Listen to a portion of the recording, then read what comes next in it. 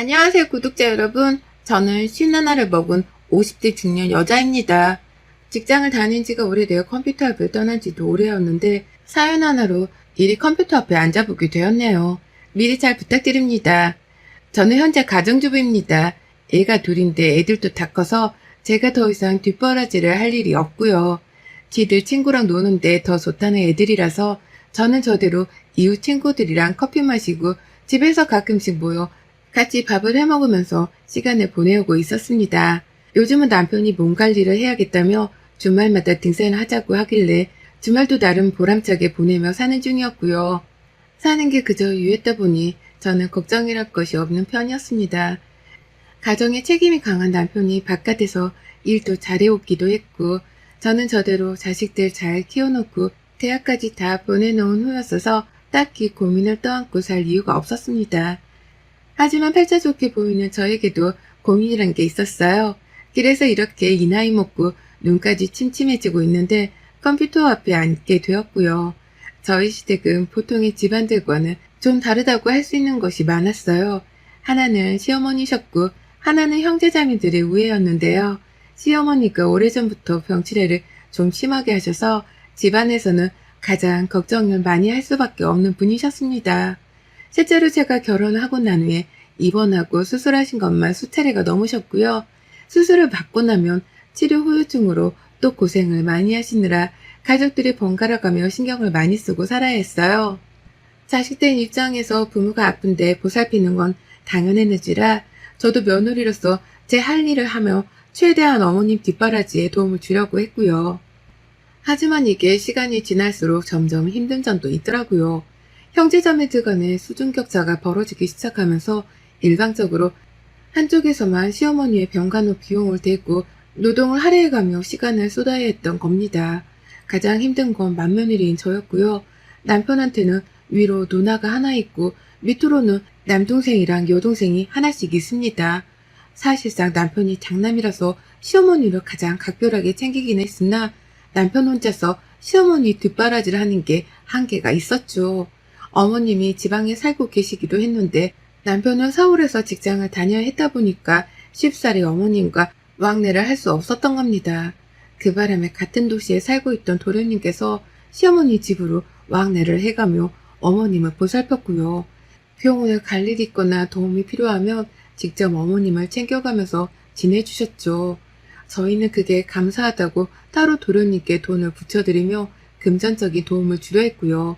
하지만 이게 지속이 될수록 저희 남편과 도련님 쪽에서만 일방적으로 돈을 쓰게 되며 힘든 점이 한둘이 아니더라고요. 저희 애들도 대학을 가게 되어 등록금을 내줘야 했고 도련님네도 살림이 팍팍한데 어머니 병치레는 날이 갈수록 늘어가다 보니 서로가 부담을 느끼기 시작했죠. 도련님이 힘들어 죽겠으니 직장을 그만두고 지방으로 내려오라 화를 내실 때마다 남편도 참 난감해했었고 그렇다고 갑자기 시어머니를 서울집에 모셔올 수도 없는 노릇이어서 각자가 각자의 입장에서 난처했습니다. 제 아무리 시어머니랑 갈등 없이 잘 지내고 있었다고는 하지만 그렇다고 해서 제가 시어머니를 모시고 싶은 마음도 없었고요. 그런데 그 와중에 어머님은 자식들한테 모두가 다 공평히 재산을 나눠주겠다고만 말씀을 하셨답니다. 재산이라고 해봤자 지금 살고 있는 지방의 전원주택 하나와 인근에 있는 산 대지 몇 평이 전부였었는데요. 자신의 병치레를 도와주고 간호해주고 있는 아들들한테만 나눠주는 게 아니라 전혀 신경을 쓰지 않고 지내고 있는 시누이들한테까지 싹 다 공평히 나눠줄 거라고만 하시더라고요. 그러니 남편이랑 도련님 입장에서는 억울하잖아요. 제 3자나 다름없는 제가 보더라도 이건 공평한 게 아니란 생각에 화가 좀 났습니다. 그러다 결국 남편이 먼저 총대를 메고서는 형제들을 불렀고요. 지난해 추석 코로나 이후 정말 오래간만에 온 가족들이 시댁에서 만나 대화를 나눴어요. 대화를 한참 나누고 나서야 서로 시어머니를 번갈아 챙기는 게 맞다는 남편과 도련님 그리고 막내 시누이가 한편이 되었고요. 자식 키우느라 정신없어서 못한다고 하는 큰 시누이가 혼자 맞선 채로 의견이 팽팽하게 맞섰답니다. 큰 시누이는 늦지막히 결혼을 해서 애를 셋 낳았거든요. 막내 아이가 아직 고등학생이고요. 자기 아들 뒷바라지를 해야 해서 시어머니를 챙길 수 없단 말로 시어머니를 나몰라라며 한참 동안 형제들과의 대화를 일방적으로 거절했어요. 여자는 출가 외인이니까 친정일에 돈까지 들어가면서 나설 수 없다는 말로 끝까지 자신을 대변했는데요. 그런 와중에도 시어머니가 재산을 공평하게 나눠줄 거라고 하신 것에 대해서는 끝까지 부정도 안 하고 받으려고만 하더라고요. 힘든 일을 하고 싶지는 않은데 재산은 공평하게 나눠보고 싶다는 큰 신우의 못된 신부가 훤히 보였던 날이었습니다. 그 꼴을 보며 저나 나머지 식구들은 모두 한마음 한뜻으로 큰 신우를 원망했고요. 그렇게 대화가 제대로 끝나지도 않은 채 일방적으로 종료가 되었어요. 자기 애가 공부를 해야 해서 얼른 가봐야겠다며 큰 신우이가 먼저 시댁을 떠났거든요. 그 바람에 나머지 식구들도 어영부영 하다가 제대로 된 결론을 내리지도 못한 채 각자의 집으로 해산을 했고요. 형제자매가 많으면 이런 크고 작은 사소한 돈 문제가 큰 갈등을 일으키구나 싶은 마음에 얼마나 씁쓸하고 또 안타까웠는지 모릅니다. 사는 게 풍족하지 못하면 말년에 이런 꼴을 당하는구나 싶어서 절대로 자식한테 돈을 퍼주기만 하지 말고 내 몸은 내가 챙기며 살아야겠다 싶기도 하더라고요. 그러다가 정말 뜻밖에도 큰 시누이에게서 먼저 연락을 받았어요. 큰 시누이가 남편한테 바로 전화를 한 게 아니라 저한테로 바로 연락을 해서는 의견을 구하더라고요. 남매끼리 갯돈을 모아서 앞으로 지출을 하게 될 시어머니의 병원비나 간병 비용을 대면 어쩌냐고 말이죠. 각자 일정 돈을 공평하게 모아서 한 통장 안에 저축을 하고 그 돈으로 쭉 어머님을 보살피고자 하는데 너무 괜찮은 생각이더라고요. 그래서 저도 바로 남편한테 말을 전하고서는 좋은 아이디어 같다며 뜻을 모았죠. 남편도 큰 누나가 웬일로 찰든 소리를 했냐며 새삼 놀라워했고 도련님과 아가씨는 바로 갯돈을 모으기 시작하자며 행동으로 옮기셨답니다. 그렇게 저희 시댁 식구들은 이 나이 먹고 시어머니 병원비로 쓰겠다면서 갯돈을 모으기 시작했어요. 남들은 우애를 다지기 위해 여행 경비나 외식 경비로 가족 갯돈을 모은다고 하던데 저희는 그와는 반대였습니다. 누구 하나가 일방적으로 돈을 더 쓰거나 낭비하는 걸 막고자 싸움을 차단하겠다고 갯돈을 모으기 시작했네요. 그렇게 지난해 말에 모으기 시작한 갯돈은 얼마 전까지 이어졌고요. 각자 집에서 내 형제 자매들 다달이 월 10만 원을 보탰습니다. 10만 원은 큰 시누이가 낼 수 있다고 말한 최대 금액이어서 정해진 것이었고요. 저희 남편은 자기가 가장 돈을 많이 버는 형제이니까 좀 더 보태겠다며 자진해서 다달이 월 20만 원을 보내고 있었어요. 저희 아가씨도 지금껏 경제활동을 하고 있다는 이유로 월 20만 원을 보내고 있었고요. 그렇게 각자 형제들이 다달이 모으는 돈이 60만 원이었어요. 가끔씩 저희 애들도 할머니 병원비에 보태고 싶다며 알바 비용을 보내준 덕분에 벌써 모이고 모인 돈이 500만 원이 넘었습니다. 어떻게 보면 적은 돈이었지만 얼마든지 도련님께서 어머님을 데리고 병원에 가고 간병을 하며 쓸 때에 요긴하게 쓸 수 있는 금액이었죠. 그 돈으로 나중에 어머님 장례 비용도 지불할 테니 큰 불만이 없이 돈을 지불하고 있었어요. 그러다 정말 황당한 소식을 전해 들었습니다. 통장이랑 카드는 시어머니를 가장 가까이에서 모시고 있던 도련님이 가지고 있었는데요. 도련님의 와이프인 동서가 저한테 죽겠다는 목소리로 전화를 해서 말하더라고요. 도대체 형님은 카드를 언제 다시 돌려주신대요? 라고 말이죠. 돌려준다고 한 게 벌써 한 달이 다 되어가는데도 여태 소식이 없다며 저한테 대신 형님 행방을 묻더라고요. 형님이 저희 부부가 사는 동네 인근에 살고 계셔서 마음만 먹으면 집에 찾아가 소식을 묻는 게 어렵지 않았기 때문이었습니다. 그리고 그제서야 저랑 남편도 알게 되었어요. 그간 한 달 동안 형님이 가족 갯돈 통장을 일방적으로 가지고 있었다는 걸 말이죠. 지방에 살고 있는 것도 아니고 그렇다고 시댁에 가서 어머님을 보살피는 것도 아니었던 형님이 왜 그 카드를 가지고 있는 것이며 왜 한 달 동안이나 카드를 돌려줄 생각을 안 하고 계신 건가 싶어서 궁금증이 미치도록 올라왔습니다.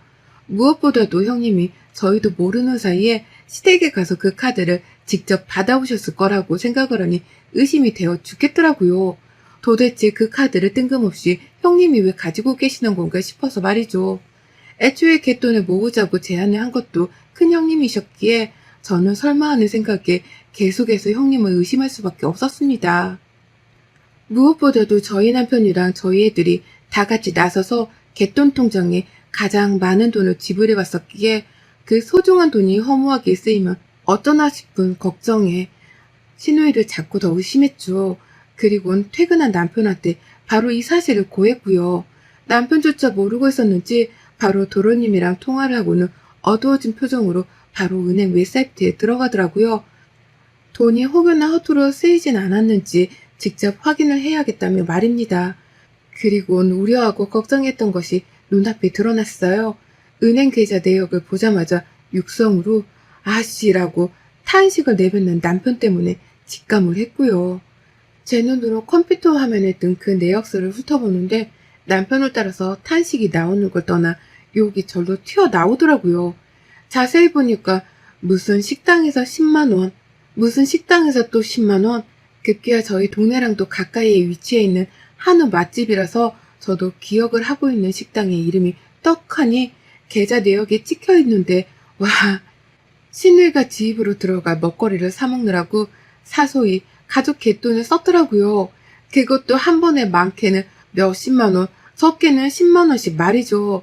분명 벌써 모아놓은 돈이 몇백은 훌쩍 넘어야 했는데 남은 돈이 꼴라 100만 원 언저리에밖에 없었고 남편은 바로 도련님께 물었죠. 그간에 어머니 병원비며 약값이며 다 내역을 달라고 해서는 총 금액을 계산했는데 신우이가 밖에서 처먹느라고 쓴 돈은 반에 반도 안 되는 금액이었습니다.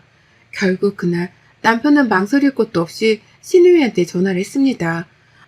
안 오면 니네 집으로 쳐들어가서 자식들 앞에서 개 쪽을 줄 거라며 난리를 피웠는데도 신우이가 바빠서 못 온다며 울고 불고까지 하면서 사정을 하더라고요. 그래서 남편은 스피커폰으로 켜놓은 채로 신우이한테 온갖 쌍욕을 날려가면서 혼을 냈죠. 누나가 사람이야? 엄마 병원비 보태려고 남매들끼리 부담 좀 덜고자 모아놓은 돈인데 그걸 멋대로 쓰는 게 사람 새끼냐? 라면서 말이죠. 그런데 남동생한테 욕까지 처먹으면서 혼이 난 신우이가 뭐라고 변명을 한 줄 아세요? 바로 그 집 자식들 애 셋을 들먹이며 이유를 댔어요. 우리 집에 애가 셋이나 있잖아. 막내는 고3이고 몸보신을 시켜야 하는데 엄마가 돼서 제대로 돈을 벌어오는 것도 아니고 내가 잘 먹게라도 해야 마음이 편해서 카드를 좀 썼어. 근데 이거 내가 금방 갚아서 다시 돈을 집어넣으려고 했었어. 정말이야. 라고 말합니다. 지 자식들 걱정부터 하고서는 지 자식들 입에 고기를 먹이겠다며 가족 갯돈을 썼더라고요. 막내가 고3이라서 잘 먹어야 하는 나이라며 말이죠.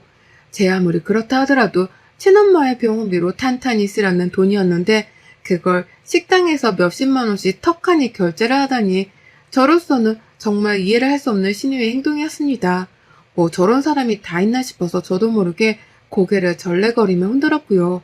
머리가 지끈거려서 먼저 방 안으로 들어오긴 했지만 들어보니 신우이는 남편한테 아주 싹싹 빌며 매달렸어요. 바로 카드를 돌려줄 거고 자신이 쓴 만큼 돈을 다시 채워놓은 후에 돌려주겠다고 말이죠. 딱 하루만 더 시간을 달라며 아주 애걸복걸을 하며 빌었고 그제서야 남편은 피곤하다며 하루의 시간을 주고선 전화를 끊었답니다. 그렇게 괴로운 하루가 흘렀어요. 저는 억울하고 괘씸한 마음에 잠도 제대로 못 잤습니다. 내 아이들이 고생해서 알바한 돈까지 보태서 채워넣은 통장이었습니다.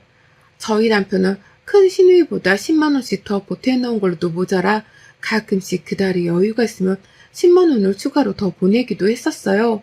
우리 가족이 돈을 가장 많이 보태넣었었고 그래서 사실상 갯돈이라고는 하지만 우리 가족의 지분이 가장 많은 돈이었습니다. 그런데 그걸 신우이가 멋대로 지 자식들 생각만 하고서는 고기를 사 먹이며 썼다고 생각을 하니 분해 죽겠더라고요. 그렇게 뜬 눈으로 신우이를 향한 쌍욕을 마음속에 퍼부어대며 밤을 지새웠고요. 그러다 이른 오후가 되어서야 슬그머니 집을 나섰습니다. 마음은 괴로워 죽겠어도 밤은 해먹어야 했으니 이따 저녁에 애들 해먹일 장이라도 보려고 가까운 대형마트로 나섰어요. 그리고 전 대형마트에 갔다가 정말 꿈에도 상상치 못했던 인물을 마주했습니다. 정말 보자 하니까 사람을 보자기로 아는 건지 큰 신우이를 그 앞에서 마주하고야 말았네요. 그것도 미용실에서 말이죠. 마트에 주차를 하고서 장을 보고 난 후 마트 앞 곱창집이 생각이 나서 잠깐 마트 밖을 나갔어요. 혼자 늦은 점심 정도는 먹어야 했어서 그냥 먹고 싶은 거라도 먹어보려고 그 집에 찾아갔다가 곱창을 포장한 후 마트 주차장으로 돌아가고 있었는데요. 한 가게 앞을 지나치다가 저도 모르게 가게 앞에 떡하니 선 채로 시선을 고정할 수밖에 없었습니다. 곱창집에서 몇 블럭 떨어진 곳에 작은 동네 미용실이 있었는데요. 바로 가게 앞 창문에 마주 앉은 채로 신우이가 머리에 파마를 하려는지 온갖 휘황찬란한 것들을 뒤집어 쓰고서는 잡지책을 읽고 있는 거예요. 꼬락 서니까 그 모양이어서 처음엔 신우이인 줄을 몰라봤다가 다시금 보니 신우이였어요. 돈 없다고 고3 아들 걱정이 된다며 팔짝 꼬인 소리만 골라하며 불쌍한 척을 하던 게 바로 어제였는데 아무렇지 않게 파마를 처하고 있는 겁니다. 바로 미용실 유리문을 두드렸어요. 신우 얼굴로 말이죠. 신우는 기겁을 하며 창문 앞에 서 있던 저를 보고 소스라지게 놀랐고요. 저는 저대로 급고를 하고서 여태 도망을 안 치고 있는 신우의 태도에 놀래하며 미용실로 들어갔습니다. 신우이는 파마 기계에 머리가 고정되어 있어서 움직이지 못했어요. 고개도 반쯤 돌린 상태로만 너가 여기 어쩐 일이야? 라면서 저를 향한 놀란 기색을 못 숨기고 묻더라고요. 그리고 전 손에 쥐어든 곱창 포장 용기를 힘으로 짓눌러가며 화를 참은 채 물었습니다. 그간의 갯돈으로 쓴 돈은 다 물어내고 파마를 하시는 거죠, 형님? 라고 말이죠. 하지만 형님은 말씀이 없으셨어요. 이따 얘기를 하자며 저를 얼른 미용실 밖으로 나가라 떠미셨고 뒤에 있는 다른 손님들이 쳐다보는 게 수치스러웠던지 이상한 소리를 하네? 라고 하면서 저를 모르는 사람인 마냥 우스운 척을 하기도 하셨습니다. 그러다 형님이 얼른 파마기기를 치워달라며 미용사를 불렀고요. 저는 형님이 그 파마기기에서 머리털을 빼내는 순간까지 기다렸어요. 그리고 형님의 가방으로 추정이 되는 곳에서 지갑을 꺼내 들자마자 개똥 카드를 찾아냈죠. 누가 봐도 그 카드로 결제를 하려고 한 것 마냥 지갑 안에는 그 카드 하나밖에 들어있질 않았어요. 현금조차 없었죠. 제가 무슨 생각을 하고 있는지 눈치챈 건지 형님이 먼저 그러더라고요. 딱 이것만 하고 돌려주려고 했어. 라고 말입니다. 와, 정말 그 순간 일본의 후지산이 폭발하는 듯한 상상이 머릿속에 그려졌어요. 얼굴이 시퍼개져가는 게 몸소 느껴질 정도로 화가 나기 시작했죠. 내 자식들과 내 남편이 더 많이 퍼다 놓은 갯돈인데 그 돈을 시어머니를 직접 옆에서 모시고 있는 도련님도 아니 큰형님이 썼다고 하니 미치도록 화가 나더라고요. 그냥 쓰는 걸로도 모자라 이젠 하다 지 머리를 뽑겠다고 미용실까지 찾아와서는 마지막으로 돈지랄을 하려다가 저한테 딱 걸리기까지 하셨으니 저는 황당한 걸 떠나서 뭐 이런 하찮은 인간이 다 했나 싶어 기가 막혔습니다. 현장 사진을 찍어 남편한테 보냈어요. 개똥 카드밖에 들어있지 않던 지갑도 찍어서 보냈죠. 지금 머리 뽑다가 나한테 딱 걸렸는데 어떻게 해줬으면 좋겠냐고 물으니 남편이 딱 한마디 하며 절 거들더라고요. 당신 하고 싶은데 왜? 라고 말이죠. 그리고 전 남편의 말에 따라주기로 했습니다. 비록 집에서 아이돌 보고 남편 거들며 조용히 살아온 세월이 길었다고는 하지만 저도 내면에 자식 키우고 남편 거들며 쌓인 화라는 게 분명히 있었고요. 그 화를 풀지 못하고 살았을 뿐 언제라도 때가 되면 풀 작정이었어요. 나이 먹어 조금 유순해졌을 뿐 젊을 적엔 할 말 다 하고 살며 속 시원히 살던 저이기도 했고요. 남의 돈 아까운 줄 모르고서 지 돈만 챙길 줄 알고 지들한테 얻어질 콩고물만 따져가며 챙기는 신우이의 저 거지 같은 근성이 정말 싫었습니다.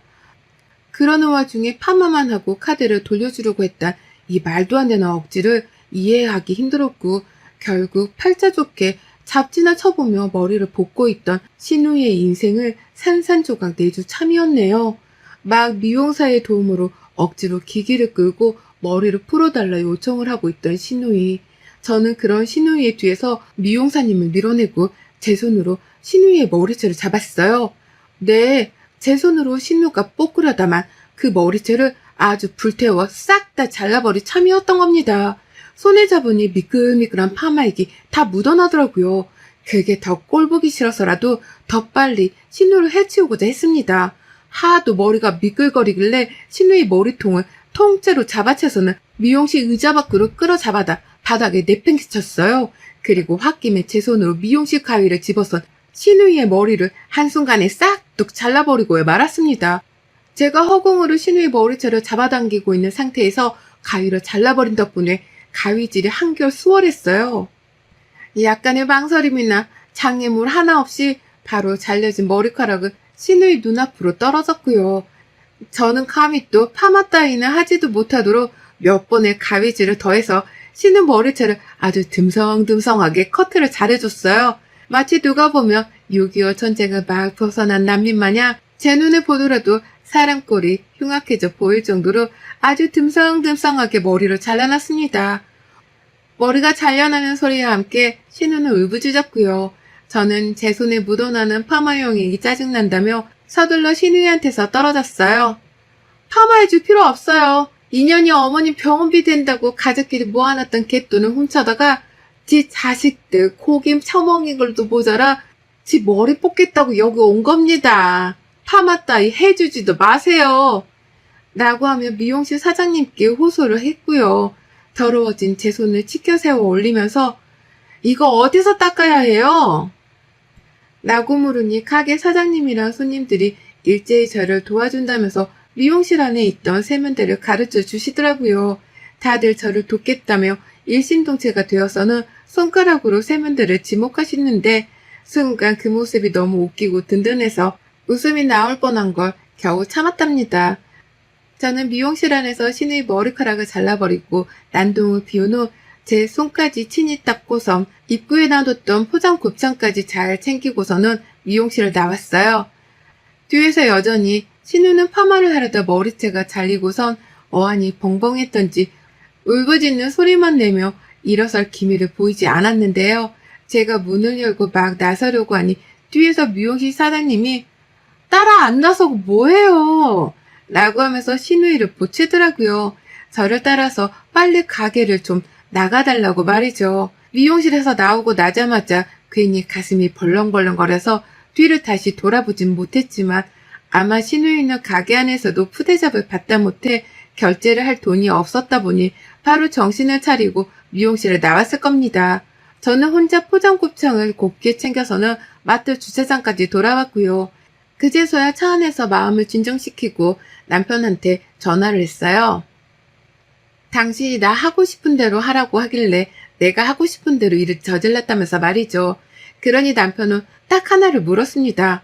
카드는 챙겼어? 라는 질문을 말이죠. 남편이 원한 건 갯돈이든 카드 딱 하나였더라고요. 그래서 전 남편에게 임무 수행을 완료했다는 대답을 남기고 유유히 갯돈카드를 챙기곤 집으로 돌아왔습니다. 신우요? 온 가족들의 원망에 욕설을 내뱉으며 거의 소외를 시키기 시작하면서 이젠 태도를 완전히 바꿨어요.